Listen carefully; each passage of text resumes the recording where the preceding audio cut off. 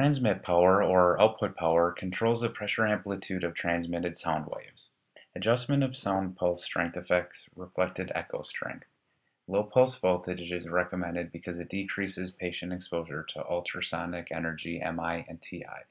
The presets on the machine are programmed to LARA, or as low as reasonably achievable. On the GE Logic P6, transmit power is labeled output power and displayed as acoustic output, or AO. Here we see a carotid artery and transverse. In the first image, the acoustic output is 50%. The second image has an acoustic output at 100%. As you can see, the image brightness increases with the increase in acoustic output. On the Ultrasound Sequoia, transmit power is labeled output and displayed as power and MI. The first image has an output power of negative 30 decibels and an MI of 0.03.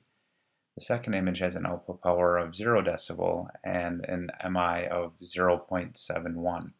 One can appreciate an increase in image brightness with power output increase. On the Philips IU-22, it is labeled with TI and MI. Here's an example of the thyroid showing how changing the transmit power can change the overall brightness of the image while the overall gain stays the same. This image shows MI and TI increase with power output correlative hyperechoic change. We use the carotid artery to demonstrate changes in the overall gain. Overall gain is a single gain control that increases the amplification at all depths. Increasing the overall gain will increase the brightness of the overall image. This is similar to the transmit power, but you are not adjusting the patient's exposure to ultrasonic energy. When using the Philips IU-22, the first image is hard to see because the gain is at 61%. The second image is the preset for the carotid artery exam, and the overall gain is set at 74%.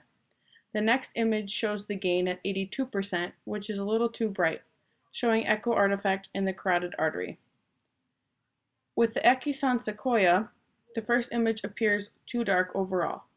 The gain is set at 1 decibel. As we move on to the second image, we can see that the overall gain is set appropriately. The gain here is set at 7 decibels.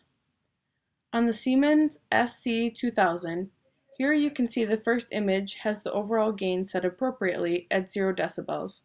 The next image is overgained at 14 decibels. This is the overall gain knob used on the Siemens machine.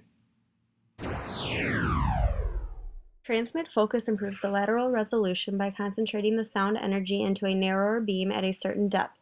It is the location where the sound beam reaches its minimum diameter. On the GE Logic, we demonstrated adequate and inadequate transmit focus with the heart.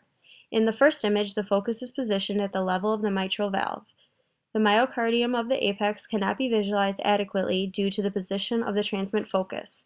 On the second image, the transmit focus is placed properly to ensure the visualization of the apex. Next, we demonstrated transmit focus with the liver and kidney on a Philips IU-22 machine. The first image displays the focal zone in the near field, improperly showing the kidney and Morrison's pouch. The next image has the focal zone in the far field, showing Morrison's pouch more clearly towards the superior pole of the kidney. This area always needs to be visualized, and if the transmit focus is not in the right spot, it could lead to missing something important. Autogain brings all echo signals to a certain range. This does not always mean that the image is displayed with the best echo signals. On the Siemens SC2000, autogain is called TEQ. The first image appears overgained. The second image, after using the autogain button, appears less hyperechoic and structures are more properly visualized. On the Philips IE33, autogain is called iScan. The first image appears too dark and none of the structures of the heart can be properly seen. After using the iScan, the second image appears brighter and the structures are well visualized. The most common TGC control uses slider knobs as we have shown here. Each knob adjusts receiver gain at different depths. More attenuating tissue requires a steeper sloped gain curve than low attenuating tissues. We have demonstrated TGCs with the heart. In the first image, the posterior wall, at 15 centimeters, is hypoechoic and not well visualized. This needs to be well visualized in order to obtain precise measurements. Here is how the TGCs were set for this image. The next image displays the heart with proper TGC placement for visualization of the posterior wall. Again, this shows how the TGCs were set for this image. Lateral gain used most commonly in echocardiography to compensate for different beam lines, which are all affected differently. It varies the amount of amplification from one side of the image to the other. On the Philips IE33, the first image displays improper use of the lateral gain.